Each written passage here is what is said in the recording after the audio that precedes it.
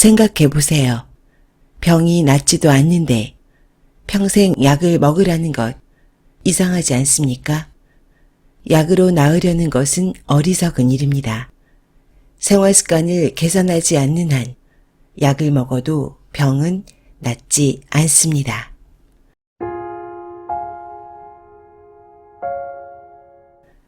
건강한 지식을 함께하는 세이버스입니다. 오늘 읽어드릴 책은 50대가 꼭 알아야 할 건강 비법, 저자 아보도우루가 쓰고 한원에서 편했습니다. 아보도우루 교수는 일본과 국내에 면역 신드롬을 일으킨 권위 있는 면역학자입니다. 저는 아보도우루 교수의 책을 좋아합니다. 그 이유는 몸의 근본적인 원리와 핵심을 간파하고 있는 의사라는 생각이 들었기 때문입니다. 참고로 이 책은 암 걱정 없이 살기 위한 50대가 꼭 알아야 할 건강 비법이라는 책으로 2021년 개정판이 출시된 상태입니다. 참고하시면 좋겠습니다. 지금 시작합니다. 저자 소개 아보도우루 1996년 스트레스가 몸에 이상을 초래하는 메커니즘인 백혈구 자율신경 지배구조를 최초로 해명하며 의학계의 주목을 받았고 2000년대 초반 일본과 한국의 면역 열풍을 주도했다. 국제저널에 200건 이상의 논문을 게재한 명망 있는 의학자로서 세계 곳곳에서 강연 활동을 펼쳤다. 일본 니가타 의대 대학원 교수로 재직했다. 저서로는 사람이 병에 걸리는 단 2가지 원인 외 다수가 있다. 지금부터는 이 책의 2장 우리의 신체를 지배하는 위대한 자율신경을 집중적으로 소개해드리겠습니다. 자율신경은 질병과 건강을 이해하는 열쇠. 인간은 단세포 생물이 아니라 다세포 생물입니다. 35억 년에 걸쳐 다세포 생물로 진화해 지금의 우리가 살아가고 있습니다. 생물은 진화하면서 물속에서 지상으로 상륙했고 활동량이 월등하게 증가하였습니다. 물고기를 보면 거의가 근육으로 이루어져 있고 배를 열어보면 내장은 적습니다. 그러나 우리들 인간은 내장이 많고 특히 폐가 크기 때문에 몸통이 기다랗습니다. 폐는 생물이 지상으로 올라오면서 생긴 것이라 생각됩니다. 산소를 이용할 수 있게 되어 호흡을 하게 됨으로써 활동량이 폭발적으로 증가한 것이죠. 지상에 올라오면 물이 있는 곳을 찾지 않으면 안 되며 먹이도 찾지 않으면 안 됩니다.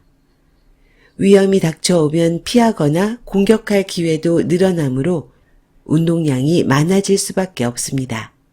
그러나 물고기는 움직이는 방향을 정하는 것만으로도 충분하므로 입 주위의 전해질이나 온도, 흐름을 아는 감각이 발달해 있는 것이죠. 무리와 함께 필요한 장소로 이동하는 세계입니다. 호흡과 체온. 우리는 무의식 중에 호흡을 하고 있기 때문에 새삼스러울 것은 없지만 호흡은 생물이 상륙하고 나서 진화로 얻은 것들 가운데 살아가기 위한 중요한 행위의 하나입니다. 당연히 산소가 없어지면 인간은 죽습니다. 그만큼 호흡은 중요한데 혹시 소홀하게 생각하고 있지는 않습니까? 호흡법을 도입한 건강법은 진화함으로써 얻게 된 생명유지 방법의 하나입니다. 이전에 비해 활동량이 그다지 많지 않은 현대인의 일상생활을 생각하면 심호흡이 얼마나 중요한지를 알 수 있습니다. 깊은 호흡으로 충분한 산소를 얻어야 활동할 수 있으며 또 활동하지 않을 때는 느긋하게 호흡을 조절합니다. 변온동물에서 항온동물로의 진화도 호흡과 관계 있는 큰 특징입니다. 추우면 체온을 낮추어 동면하고 따뜻해지면 활동하던 생활 방식으로부터 언제나 체온을 유지하며 항상 활동할 수 있는 생활 방식으로 바뀌었습니다. 체온 유지도 생명 유지에 없어서는 안 되는 요소입니다. 동양의학에서는 저체온을 병의 진단대 기준으로 삼고 있으며 저체온이야말로 질병의 극한이기 때문입니다. 60조 개의 세포를 지배하는 자율신경. 단세포 생물은 하나의 세포로 호흡, 섭취, 소화, 배설, 방어 등을 하고 있습니다. 그런데 단세포 생물에서 다세포 생물로 진화할 때 호흡, 체온 유지 등의 기능을 각각의 세포가 분담하게 되었습니다. 물론 다세포 생물의 각각의 세포가 제멋대로 활동하고 있는 것은 아닙니다. 다세포 생물인 사람 신체의 모든 세포가 하나의 세포처럼 협조해 생명을 유지하고 있습니다. 이렇게 사람 몸속의 60조 개나 되는 세포들이 서로 연락을 취하게 하고 조절하는 것이 자율신경입니다. 뇌가 모든 세포를 지배하고 있을 것 같지만 기본은 자율신경에 있습니다. 뇌가 생긴 것은 자율신경보다 약간 뒤이며 머리가 생기고 입이 발달한 후에 생겼습니다. 멍게도 해삼도 대부분 덩어리입니다. 앞으로 나아가거나 흐름을 거스르는 감각이 머리와 입에 집중되고 나서 뇌가 작용하기 시작한 것입니다. 그전에는 꼬리도 머리도 필요하지 않았습니다. 결국 바다를 헤엄치거나 강의 흐름을 거스르거나 하게 되면 나아가기 좋도록 앞쪽으로 감각이 집중되어 머리가 생긴 것입니다. 앞으로 나아가지 않는 동물에게 뇌는 필요 없습니다. 전신에 골고루 퍼져 있는 자율신경 네트워크가 있으면 살아갑니다. 현대의 인간으로 생각하면 뇌가 더 설명하기 쉬울지도 모르지만 그것은 생명의 기본을 무시하는 것입니다. 뇌의 중심 이론은 그만두어야 할 것입니다. 인간이 살아가기 위한 여러 가지 기능은 단세포 생물에서 다세포 생물로, 물속에서 지상으로, 두 다리로 걷게 됨에 따라 진화한 것으로 생각하지 않으면 현대인의 질병이나 건강의 수수께끼는 풀리지 않습니다. 자율신경은 그야말로 자율이다. 앞으로 나아가려면 머리와 입에 신경을 집중시키지 않으면 안 되므로 뇌가 생기기 시작했습니다. 기본은 자율신경의 네트워크입니다. 그 중에 뇌가 행동에 맞춰 조절하도록 되었기 때문에 자율신경의 네트워크에 영향을 끼치게 되었습니다. 그렇지만 기본은 바뀌지 않습니다. 지금도 심장이나 소화관은 자동적으로 움직이고 있습니다. 기본적으로는 뇌의 지령을 받지 않고도 언제나 움직입니다. 다만 때때로 늦어지거나 뇌가 긴급 사태가 되면 소화관을 움직이면 안 된다는 지령을 내리기도 하지요. 하지만 자율신경은 자율적으로 움직입니다. 뇌 안에서 자율신경에 지령을 보내고 있는 것이 시상하부입니다. 시상하부는 감정 중추인 되뇌 변연계에 둘러싸여 있으므로 감정의 영향을 받기 쉬운 것 같습니다. 뇌사 상태가 되어 식물인간이 되어도 심장이 움직이며 소화관도 움직이고 땀도 흐르는 현상을 생각하면 알 수 있을 것입니다.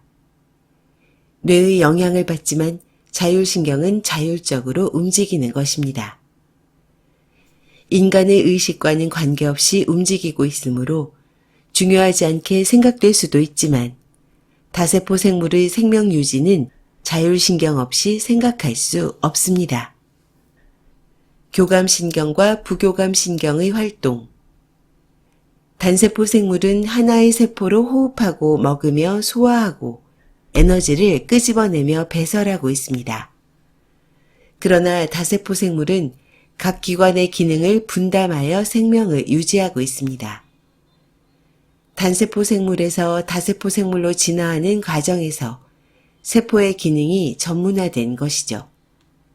그러나 전문화하여 뛰어난 기능을 가졌다 해도 그것만으로는 살아갈 수 없습니다. 단세포 생물일 때와 마찬가지로 예컨대 산소나 영양이 모든 세포에 도달하지 않으면 하나의 생명체로서 유지할 수 없기 때문입니다.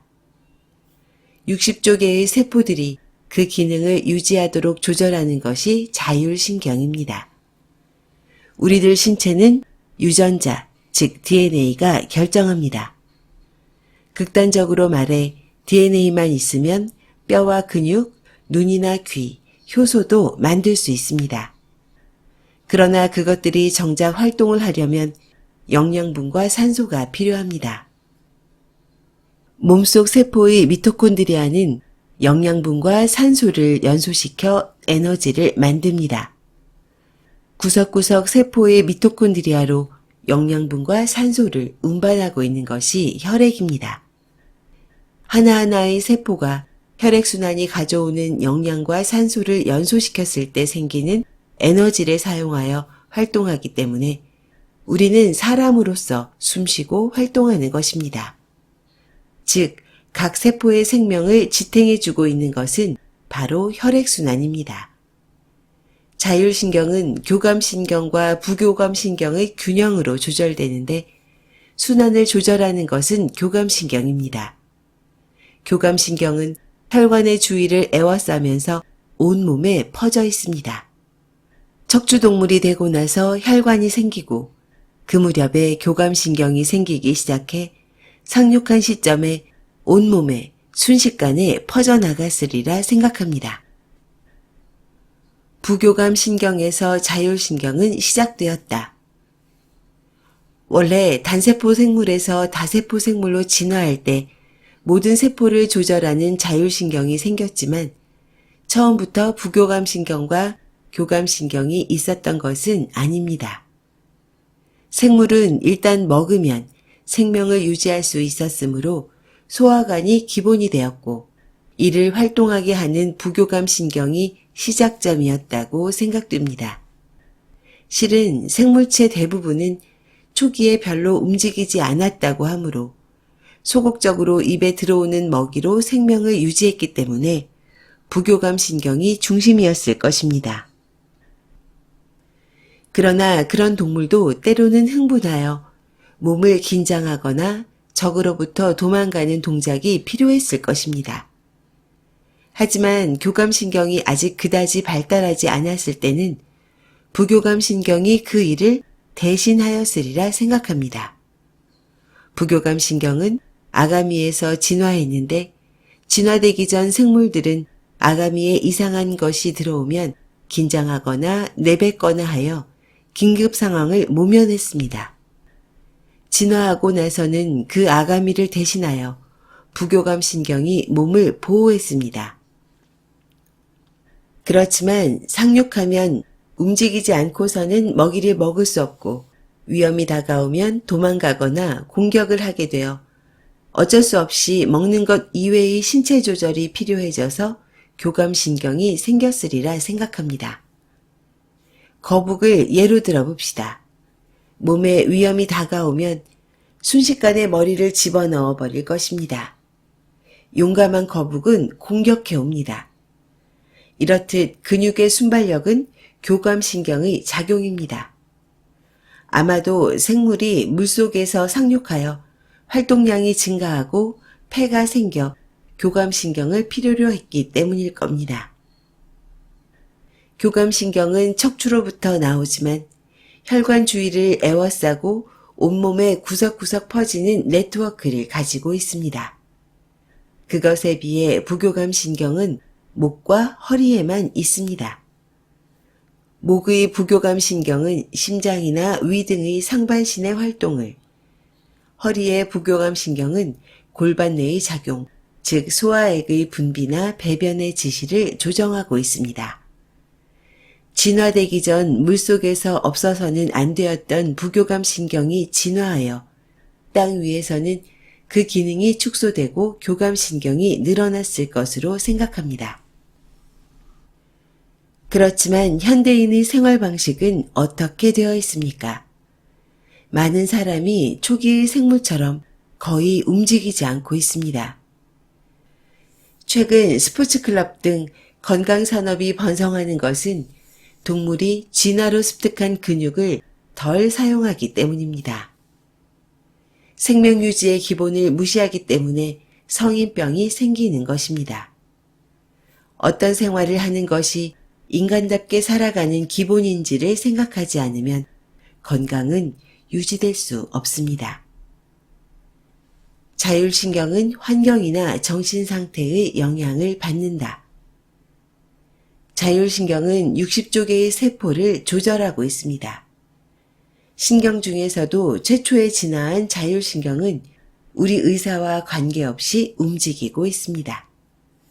아침에 일어나 햇빛을 받으면 교감신경이 활동을 시작하여 몸을 움직이기에 적합한 상태를 만들어줍니다. 해가 지고 저녁 무렵이 되면 부교감신경이 활동하여 휴식 상태가 찾아옵니다. 그런데 현대인은 밤낮에 상관없이 움직여야 합니다. 그동안 해가 뜨면 활동하고 해가 지면 잠을 자는 생활이 인간이 기본적으로 살아간 방식이었기 때문에 자율신경은 낮에는 교감신경, 밤에는 부교감신경이 몸을 조절하도록 되어 있었죠. 하지만 현대인들의 몸은 밤낮과 상관없이 원하는 대로 움직이고 있습니다. 다행스럽게도 자율신경은 우리들이 어떻게 행동하는지, 산소량이 충분한지, 신체나 주변의 환경 변화에 따라 바뀌는 신체 내부의 상태를 감지하고 어떤 상황에 있는지를 파악하여 자율신경은 활동하고 있습니다. 물론 이런 자율신경을 한두 가지 약으로 조절할 수 있다라고 생각하는 것 또한 어리석은 일입니다. 교감신경의 활동을 약하게 하는 수용체를 발견했다고 제약회사들은 말하지만 흥분에 이르지 않도록 하여 혈압을 내리고 있을 뿐이며 자율신경이 신체 전체를 통합하는 기능을 완전히 무시하고 있는 것입니다. 자율신경은 굉장히 체계적이고 견고해서 그렇게 간단히 억제되는 세계가 아닙니다. 자율신경이 망가지고 있다면 이미 우리 몸은 균형이 파괴된 생활을 하고 있는 것입니다. 지금까지 아보도우르의 50대가 꼭 알아야 할 건강비법의 일부를 읽어드렸습니다. 어떠셨나요? 저자는 절대 어려운 의학용어나 개념을 사용하지 않습니다. 굉장히 알기 쉽게 원리를 설명하고 있습니다.